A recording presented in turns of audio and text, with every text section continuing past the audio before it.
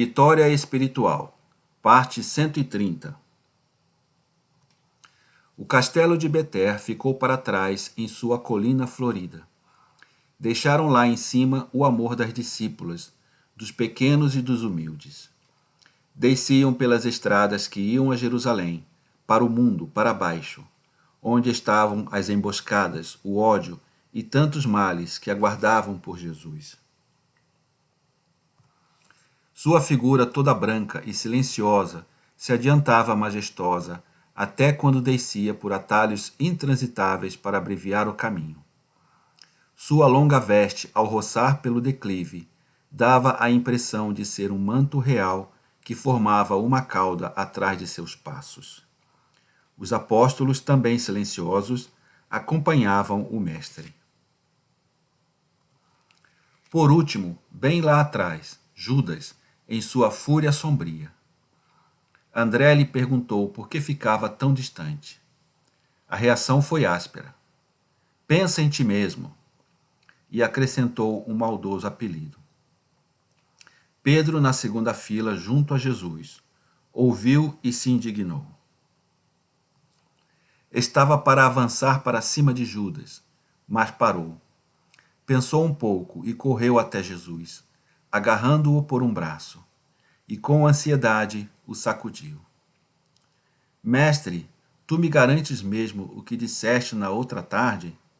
Que os sacrifícios e orações nunca ficam sem resultados bons, mesmo que pareçam que de nada serviram?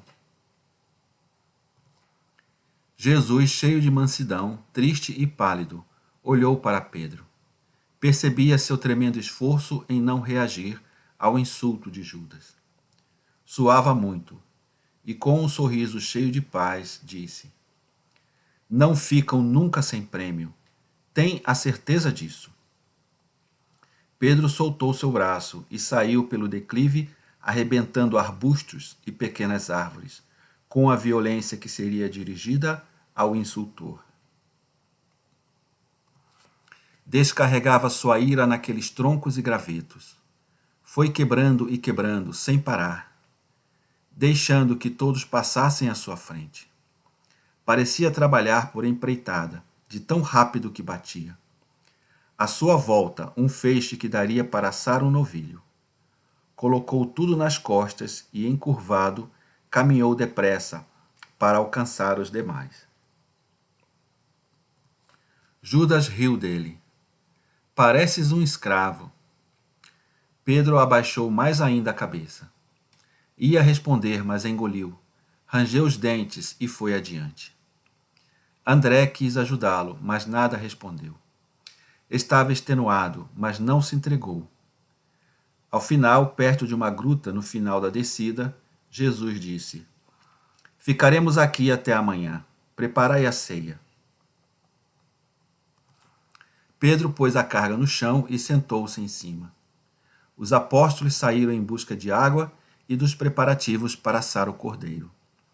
Jesus se aproximou de seu Pedro, pôs a mão em sua cabeça grisalha e a acariciou. Pedro agarrou aquela mão e a beijou, conservando-a sobre sua face, e tornou a beijá-la e a acariciá-la. E uma gota rolou, não de suor, mas de seu silencioso pranto, de amor, de pena e de vitória depois de tanto esforço. Jesus se inclinou e o beijou. Obrigado, Simão. Pedro, ao se virar para olhar Jesus, que lhe beijou e agradeceu, percebeu que ele, e só ele, havia percebido sua veneração e sua alegria pela superação espiritual. Ao amanhecer, enquanto todos dormiam, Jesus foi rezar.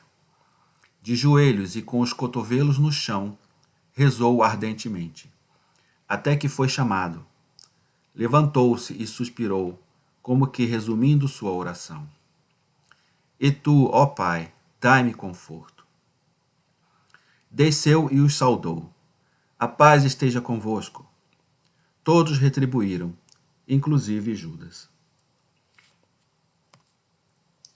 Judas parecia mais tranquilo pelo silêncio de Jesus, que não lhe censurou, ou por ter meditado durante a noite algum outro plano a seu favor.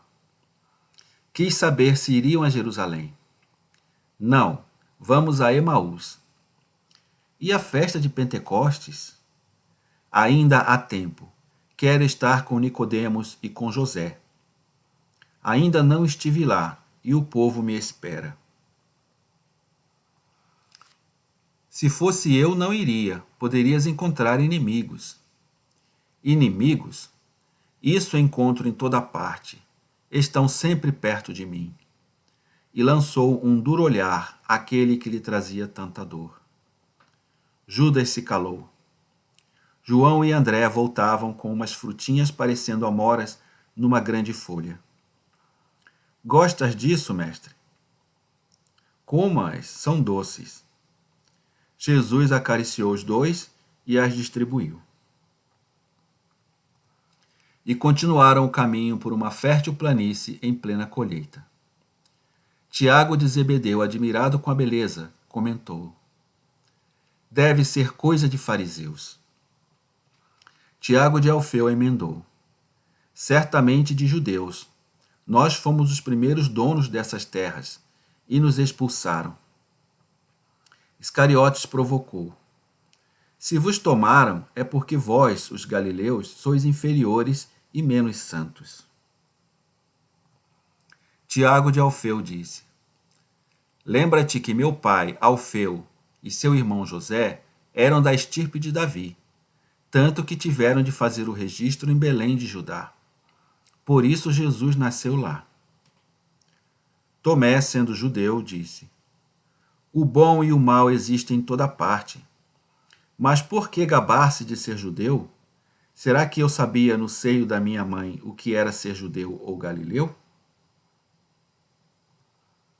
Tens razão, Tomé, disse João. Além do mais, agora somos de uma só estirpe, a de Jesus. Tiago emendou: foi por isso que o Altíssimo, para nos ensinar que as divisões são contra o amor ao próximo, mandou seu filho, de estirpe judaica, nascer em Belém de Judá, porém concebido e residente na Galiléia, ou seja, é o Redentor de todo o Israel. Jesus, que parecia distraído com Felipe, virou-se e disse: falaste bem, Tiago de Alfeu. Felizes os que sabem ver as razões de Deus nos acontecimentos, até nos mais simples, e as respostas aos sacrifícios dos homens justos. Pedro estava louco para falar, mas ficou quieto. Limitou-se a dar um belo sorriso a seu mestre. Estavam próximos de Emaús quando ouviram: mestre, olha teus discípulos. Eram os ex-pastores Matias e João, com Nicolau, Abel, o ex-leproso, Samuel, Hermasteu e vários outros. Nós percorremos todas as praias e estamos a caminho de Jerusalém. Mais adiante seguem Estevão e Hermes, com o grupo do nosso pequeno mestre Isaque. Depois contaram que Elias e José, também ex-pastores, foram atacados no Cedron e tiveram de se refugiar na casa de Salomão. José quase morreu ao ser atingido por uma pedrada. Tiveram de passar 8 dias numa caverna profunda até poderem fugir. O fato trouxe grande agitação e medo entre eles. Jesus os acalmou. Esta é uma estrada real. Tingem-na de púrpura os que são mártires por amor a mim. Felizes os que por mim sofrem perseguições. E todos se calaram. Depois Matias disse: mestre, estávamos falando àqueles camponeses. Poderá falar-lhes? Ide dizer que ao pôr do sol lhes falarei na porta de Emaús, e nos encontraremos lá. Próximo capítulo: Repouso no feneiro.